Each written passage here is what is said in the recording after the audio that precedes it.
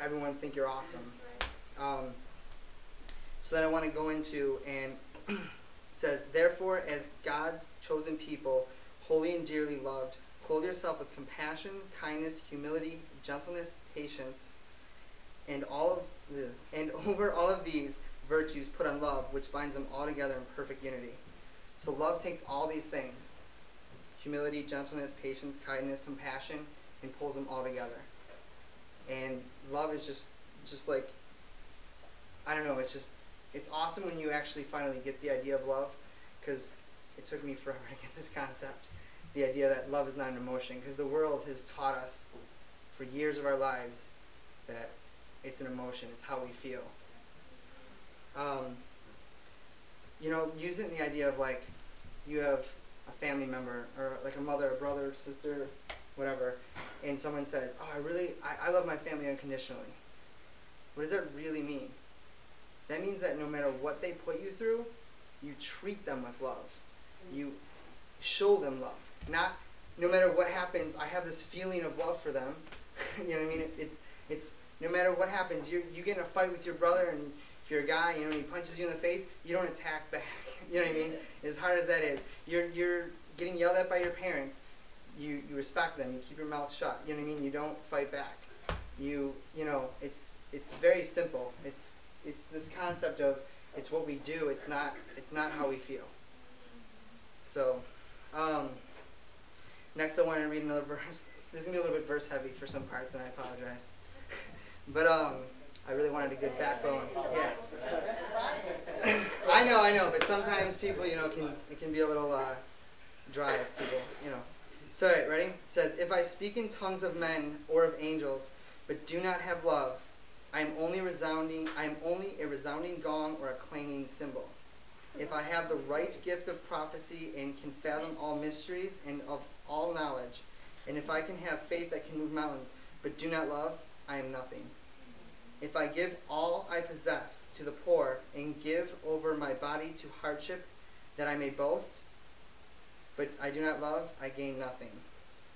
Basically, even the greatest action without love is meaningless. And I kind of came to this conclusion. I thought of this like a week ago, and I thought it was kind of interesting, but it's like the wrong action with the right intention is better than the right action with the wrong intention. And there's also this idea that, like, you can go around, you know, it pretty much says this in the verse, but it's like, you can have like the gift of healing. You go around, heal people, and do everything, but if you're doing it to be like, I'm awesome and I can heal people and do whatever, and you're trying to, like, if you're doing something like that, or whatever it may be, if you're going around donating money, you're like, guess what, I just donated $5,000, aren't I awesome? Like, you're doing it for the wrong reason. It needs to be out of love. You don't do something, if you're going to donate $5,000, you don't need to tell anybody about it, because it's between you and God. It doesn't need to be this put out thing like, hey, guess what I just did, look at how awesome I am. Because honestly, then, really, you might as well have just taken that check and thrown it up. Because it's not of God. If it's not glorifying to God, it's, you know, it's just a bad example. And it's just not, your heart's in the wrong place. So. Sorry. What? I read about Matthew 6 last night, where I went to bed. I was like, oh, New Year. Oh, gotcha. Yeah. No, listen. Okay. So, you know, and I think the biggest issue is that people focus on love as Christians. We focus on how can we love the world, and we always forget that we have to love each other first. Because how can we, as Christians, show the world love if we can't even love each other? And I think that's a major issue, because even Jesus blatantly states it and says, "A new command I give you, love one another as I have loved you. So you must love one another. By this, everyone will know that you are my disciples if you love one another." He's pretty blunt. You know, he's not sitting there like, oh, you guys got to be nice to each other and blah. You know, he's saying, love each other. You know what I mean? And then he even says, you know, everyone will know that you are my disciples if you love each other. What does that tell you? Yet we don't do this on a regular basis. I'm guilty of it. You know what I mean? We're all guilty of it. And it's just something that, as Christians, we need to work on. We need to build each other on, and we need to make sure that we're keeping each other accountable, and we're really thinking about what we're doing and saying when we're talking about our fellow believers. First thing is to say is like, if you have a new believer come into the church and they see people being the same way that you are outside of the church, like non-Christians compared to Christians, they're just going to fall into it. They're like, oh, I'm a Christian, but to them they don't really see the difference. Kind of give a better example. It's like when you have those Christians who still go out and party on the weekend, but they go to church on Sunday, or like, and it's like if someone's new to that, they're going to be like, oh, look, you can be a Christian and still party. It's kind of the same concept. Like someone's going to come in and be like, oh, look, you can still be vindictive and be revengeful and be gossipy and be this, because look at these guys are doing it and they've all been in Christ for a while. And in reality, we're talked about discipleship. It's a horrible discipleship. So, and then the second thing is, if you have another person come in just to check out the church, who's maybe not even a believer, just someone who's curious, it could be a complete turnoff. They could come in here wanting love and wanting to see like this awesome thing, but instead they see the same thing they see in the world, sometimes even worse. And they're going to go, no, I don't want to be a part of that. And then that person just goes and tells everybody how bad it is and the experience they had. And think about how that one person can just word of mouth destroy things. You know what I mean? Even like if you think about like a product that you have, when you're selling something, it takes one bad review to just go crazy. If someone really likes it, it's okay. They might talk about it a little bit, but it's really not. As Christians, if we're giving people a bad taste in their mouth, it's going to be known. And that's kind of that's not kind of on us. It is on us. We're the ones doing this. So the thing is, like, think about how awesome it would be and how much we would attract people if we were a church that just was of love. Like someone came in here and was like, wow, like everyone in here really cares about each other. Francis Chan talking about gang. You know what I mean? That's how it should be. Like we should be there for each other no matter what. No matter what the circumstance. You know what I mean? You should be able to hypothetically punch me in the face. And I should be able to say, don't worry about it, and still have your back the next day if you need to. You know what I mean? Because yeah, exactly. And it's crazy because as Christians we want to be like, can you believe what they did? And oh my gosh, no way, I'm not going to help them out. And I'm pretty sure in the Bible it doesn't say anything about doing things only if people are good to you. So here's the other thing too, is it's not just about acting that way. The Bible says love must be sincere. Hate what is evil, cling to what is good, be devoted to one another in love, and honor one another above yourselves. So the first thing I want to say is love should be sincere. So this isn't just oh, okay, I'm going to do it like because I'm supposed to. Like your heart should be in that direction. Like you should want to love. You should want to love. I mean, you might not always be there, but you should at least want to, because the more you want it, the more it's going to come to you. Because I know, like for me, like the more like there's just struggles that I might have had, but if you really just ask God for it, you'll get it. And if you find yourself being someone who's hateful or vindictive, ask God. Really ask Him. Be like, please help me. Like I want to love. I want to stop being rude to this person or being this example. Like just ask God. He will deliver on His promise. He wants you to be loving, so of course He's going to give it to you. But you have to truly want it. And that's the thing. Like as you go on and you grow with God and you become more. He works in your heart. Love becomes more natural. It's not a choice anymore. It'll start off as a choice, but it becomes something that's more just built in your personality, like built in you. It actually becomes the opposite. You have to almost like choose not to love sometimes. And I don't necessarily mean love, but it's like sometimes you almost have to choose to be like, all right, I'm doing too much. You know what I mean? And it's just when you hit that point, that's when you're like, it just feels awesome. Like to me, like when you can look at the world and you just want to help people and you want to do what's good, no matter what they're doing to you, like think about that. I mean, look what happened. Jesus was on the cross and He's asking them to be forgiven. You know what I mean? I mean, we can't even forgive someone who like steals $5 from us sometimes or something ridiculous. You know what I mean? You took my $5 and I couldn't get coffee in the morning to ruin the whole day. You know what I mean? Like really, really, like seriously, you're gonna hold this against me? I didn't steal anyone's $5, by the way.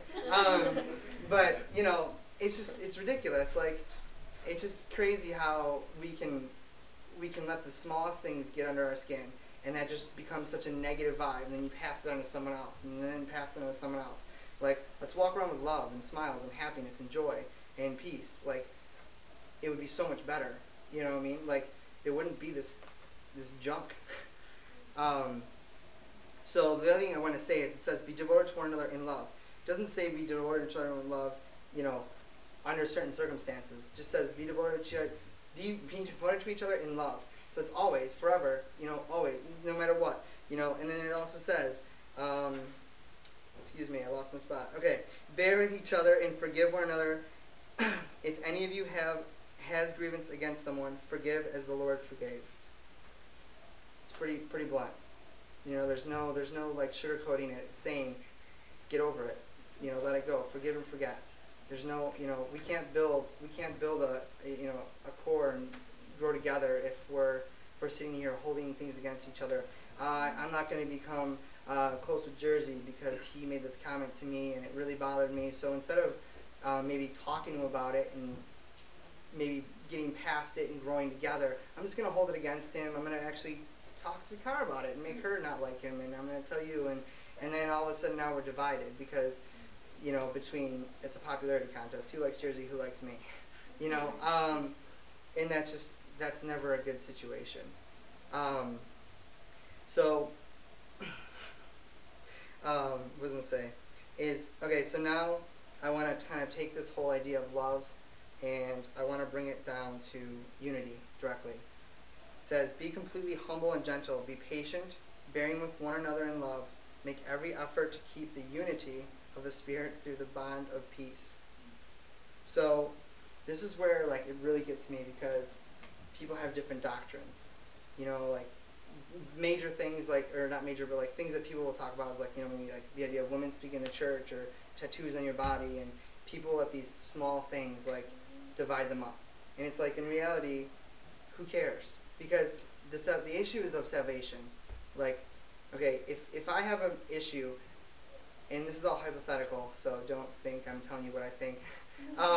But if I had an issue with like women speaking in the church, and there's a woman speaking in the church, and you know the church is actually a really strong, good church, and blah blah. You know, like, as long as it's not like any wrong message, for me to go and attack would be unloving.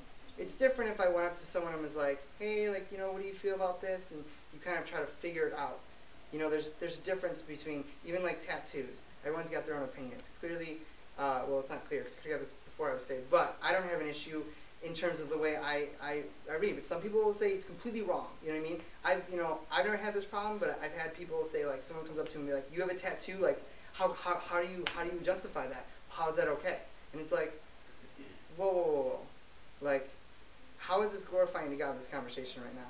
You know what I mean? Maybe if you came up to me with love and be like, hey, like, so did you know, when did you get that tattoo? Like, oh, I got it, you know, were you saved then? Yeah, like, you know, it kind of, if it goes in a loving manner, and I've had conversations about different doctrines, and they've gone really well because they're in love. And if it's like, well, how do you think, you know, because I kind of think it's this way. Well, to me, the context says this. Like, if you kind of, because then you're building each other, and you're growing, as opposed to having a 20-minute debate and argument where neither of you want to hear each other out, and you really left with nothing. But if you sat there and you were both like, well, this is how the context is, and you're kind of talking about it, and it's a positive thing, you're going to naturally grow to what the truth is about it. You know what I mean?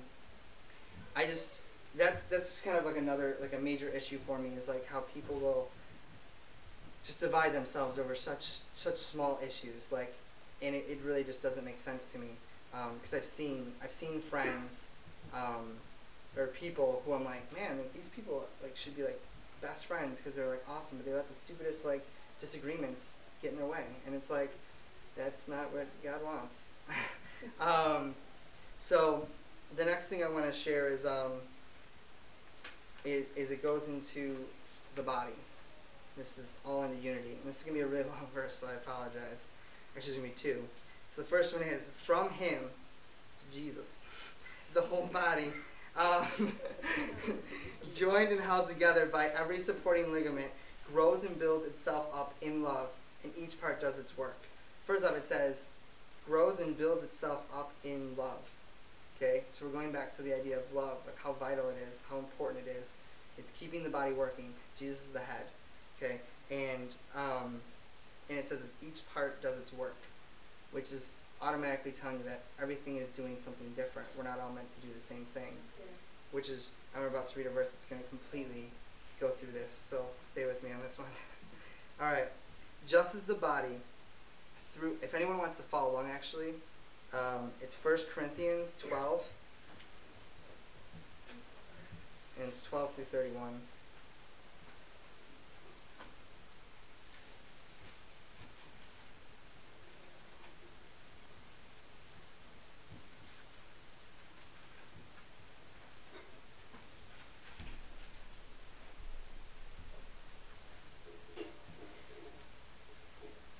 Everyone pretty good?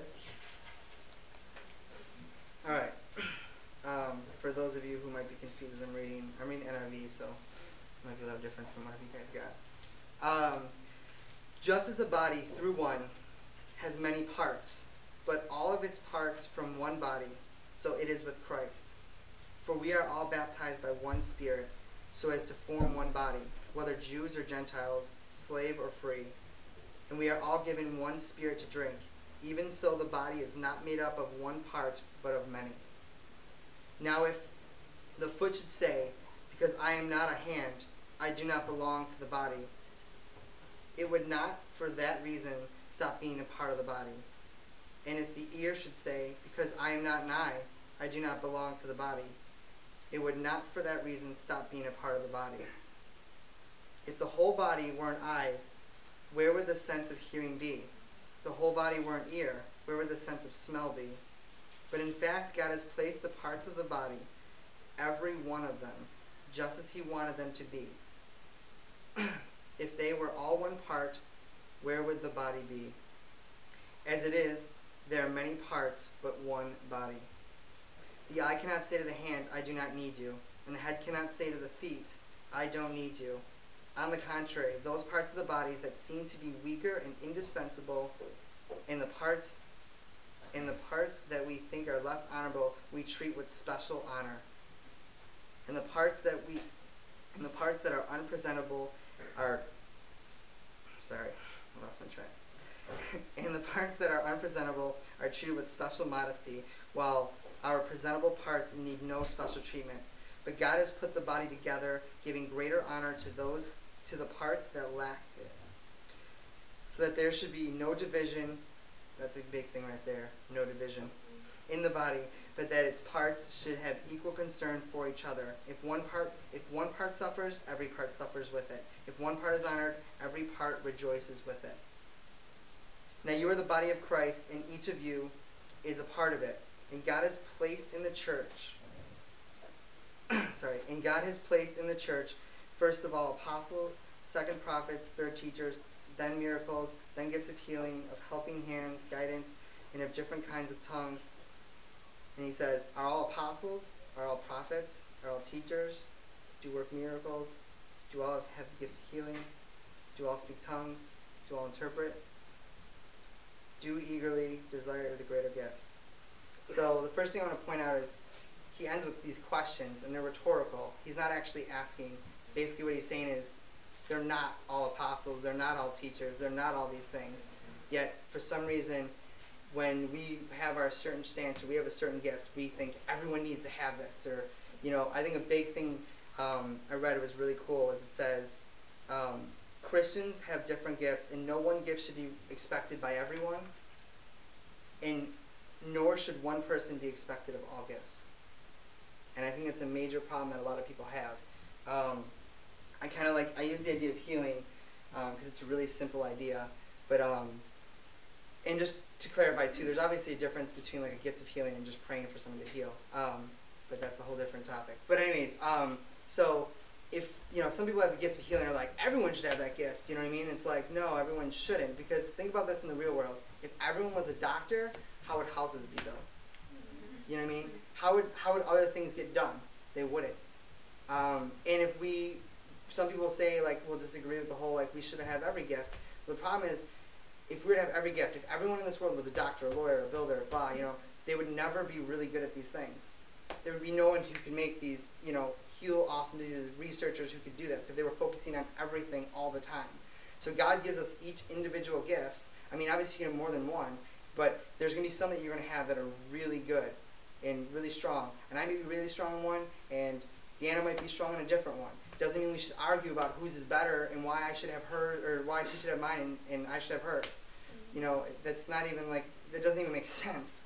I mean, it's like going on a football team and they're all wide receivers. Like, that doesn't make sense. That ain't going to work. Every team, because when defense comes to play, they're going to get killed. And actually even offense. But, yeah, exactly. Because everyone needs to work together. We all need to kind of come together. We need to, I don't know, it's just crazy to me that people will sit here and will just divide up over these types of things. And it's like, I don't know, I just don't get it. And then there's the whole idea of people have heard me talk about this, but there's the different sides of the church. And there's the sides of the church that believe in more supernatural gifts and all that stuff, and there's the sides that don't. And I always hear from both sides. There's the people who believe in the supernatural gifts are could be oh, well, those other Christians are weak and they're baby Christians, and then the other Christians are well, they're crazy because how could they believe this? And I'm whoa, because they're both attacking each other. And instead we should just really respect and love each other, because if we work together on things and saw what every person had, then we would be working as a team. We would be the team making it to the Super Bowl, so to speak. And so we would it's crazy to me, because I literally see it all the time where people want to slam into other people, and it's different if someone has a completely wrong doctrine, you want to go and talk to them about it. But there's some doctrines that I feel like I said, people have different gifts. So some people aren't meant to have certain gifts over other people. So why are we sitting here fighting with someone about it? And it's I don't know, it's I don't want to say it this way, but I would, it's going back to love. It's I would rather never have a supernatural gift and have all of love in me than have all the supernatural gifts and have none of love in me. Because in reality, those gifts are nothing without love. Love is to me, the complete foundation, complete basis of Christianity. Until you get love, you really aren't really doing much. Because the more you start to love, the more you start to understand people, the more you want to truly actually the way you talk in your conversations with them is loving. It's just all in love. And so the way I'm going to kind of pull this all together is, we started off with the idea of what love is, and I kind of brought it down to the idea of how, as Christians, how we're supposed to interpret love and what it is, and then I pushed it into, well, we're not supposed to just love the world, we're supposed to love each other. And then if we love each other, the body can work together, and the body can really come together and unify and work in unity. And until we have a good unity, and until we actually come together and have this whole, awesome greatness, then we can actually indulge in the fellowship that Francis Chan is talking about. Because without having a unity and love, we're not going to have a good fellowship. We're not going to have this, and he mentioned the fellowship is what's going to bring people in. And without that, we're not, it's just not going to happen. If we're not sitting here strong together, I mean, so many churches are divided. I mean, even look at something like the chapel compared to the tab. I mean, you'll always hear someone at least nailing the other one. And it's really? Because they're both doing awesome things. I mean, I don't really understand why you would want to bash one over the other. Why don't we come together? And I'm not trying to pick on those churches. It just is easy because they're kind of opposite ends of the spectrum. But the idea is I love the idea of unity, and I think it's really starting to come, especially with the whole Rock the Lakes. And then we just recently had those 4 churches who are totally different. I actually don't remember any of the names except the chapel, but it's horrible. But but either way, it was 4 churches of unity, and the pastors, and it was the pastors and the worship teams actually moved from one. What were they? Yes. Okay. And So you have 4 churches that are, you know, pretty different. And I remember I made a point. I made sure I went to the chapel to see those. So I got up early. I don't even like getting up early. And 9 o'clock service, because I wanted to come here to be at church by 10:30. So I went there at 9 o'clock, because to me, unity and love is such a huge thing. And I wanted to hear what these other pastors had to say. And I wanted to see how the church, like a church like the chapel, would interpret these other pastors who have totally different styles. You know what I mean? Especially something like Zion Dominion. You know what I mean? You know, and I just thought it was so awesome to see each of these pastors and their worship team. So it wasn't just like you were getting their message, you were getting like their style of worship. Because every church has got its own worship, and that's another thing. Like churches will sit there and be like, "Oh, you guys are weak in your worship because you're not going crazy." And then there's also the worship where you just want to like sit there and you just want to absorb God and just like take Him in. You know what I mean? And then there's it is what it is. And then there's the worship where you just want to get up and you just want to praise, and you're just like, "Thank you, God." And it's like some churches focus on just that, and some churches on this, that. Why don't we bring them together? I don't understand. I really don't. And I think I would encourage you, like, if you're someone who indulges in just one, to seek out the other one. Because I think unity is huge. Like I said, the foundation is love. Then comes the unity, and then comes the fellowship. So that's that.